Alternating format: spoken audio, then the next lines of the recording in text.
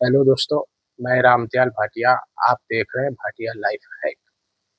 मैं आपको आज बताऊंगा अपने जीवन की स्कूल टाइम की रियल कहानी, आज अपनी ही जुबानी। तो चलिए शुरू करते हैं। मैं आपको लेके चलता हूँ 1997 में।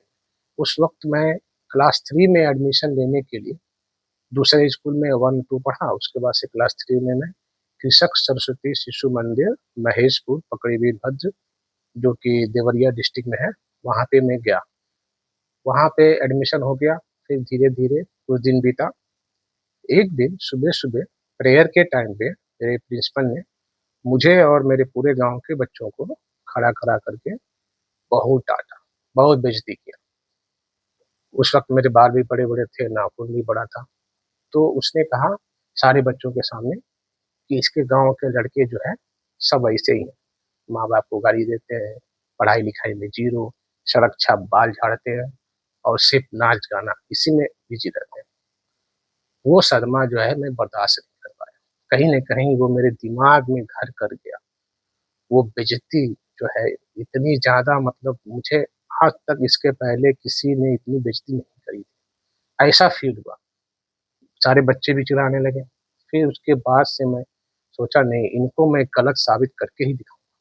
और फिर मैंने जो है अपने ऊपर काम करना शुरू कर दिया। अपने आप को पढ़ाई में पूरी तरह से झोंक दिया। धीरे-धीरे दिन बीता और कुछ समय बाद जब एक एग्ज़ाम हुआ, तो उस वक़्त जो है मैं 3rd रैंक आ गया।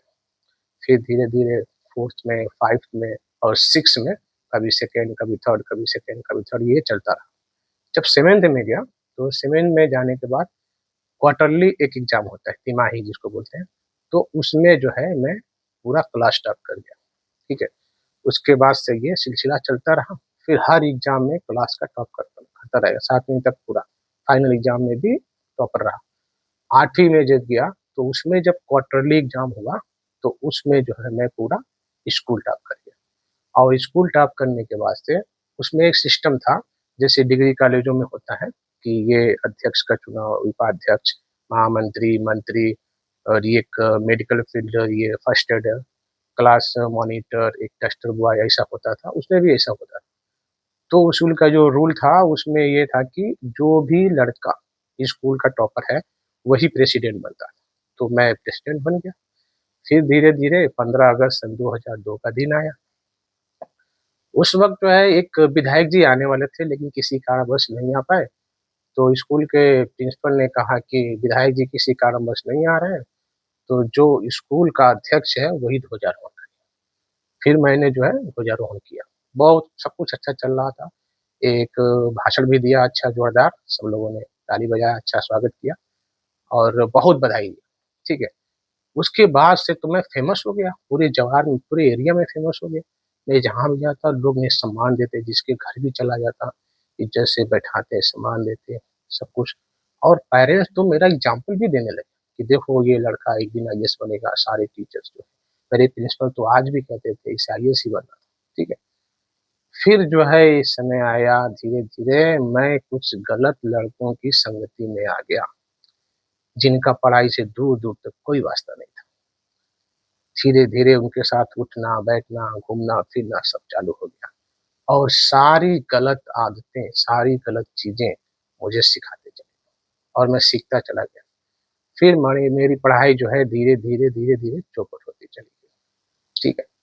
क्योंकि उस वक़्त मैं टीन ईयर में था और टीन ईयर में आपको पता ही है, टीन ईयर एक कहा जाता है ना जीवन का गोल्डन ईयर, एक काला अध्याय भी कह सकते हैं, क्योंकि ये टीन ईयर जीवन की दशा और दिशा दोनों तय करता है, ठीक है।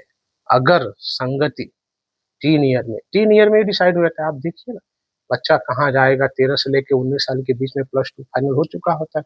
उसी समय पता लग जाता है कि आगे क्या करने वाला है, इसकी दिशा और दशा क्या होने वाली है, ये टीन ईयर ही डिसाइड करता है।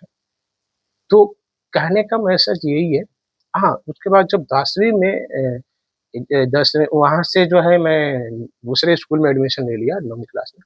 हालाँकि उस समय जो है ये स्कूल 10 तक हुआ था, लेकिन दोस्तों के चक्कर में फिर मैं चला इंटर कॉलेज में, दूसरे इंटर कॉलेज में जाएँगे। वहाँ पे 10वीं में मेरे 52.5% मार्क आए, ओनली 52.5%। जो लड़का वो स्कूल का टॉपर होता था 8वीं तक, वही जाके वहाँ पे टॉप करता था। हर साल यही होता आया था।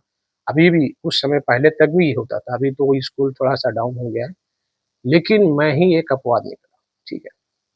तो कहने का मतलब यही है कि अगर आप एक यू टीनेजर ये वीडियो देख रहे हैं, तो आप सतर्क हो जाइए। आप कौन से लड़कों के साथ में संगति में हैं, पहले ये देखिए कि वो लड़का जो है करता क्या है, ठीक है? अगर वो आपको गलत आदत के लिए प्रेस कर रहा है, तो प्लीज़ अवॉइड करें। ऐसे लोगों से दोस्ती तोड़ दीजिए। वो बहुत आपको प्रलोभन देते हैं, बहुत बोलेंगे, बहुत कुछ डायलॉग मारेंगे, ये अभी बच्चा है, ये देखो मम्मी का बेटा, ये वो, लेकिन आपको नहीं आना है, ठीक है?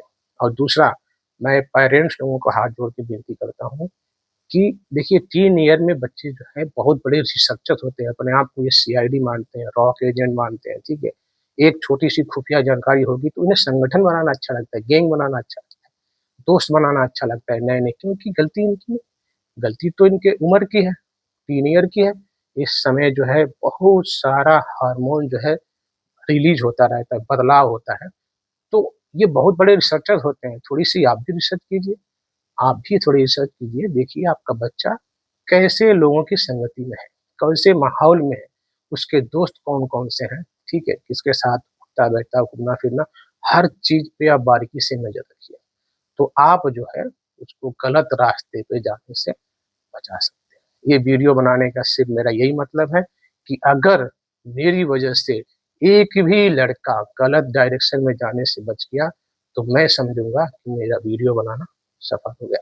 अगर आपको वीडियो पसंद आया हो तो प्लीज़ चैनल को लाइक, सब्सक्राइब और शेयर करें। कमेंट में बताइए आपने कौन-सी गलती करी।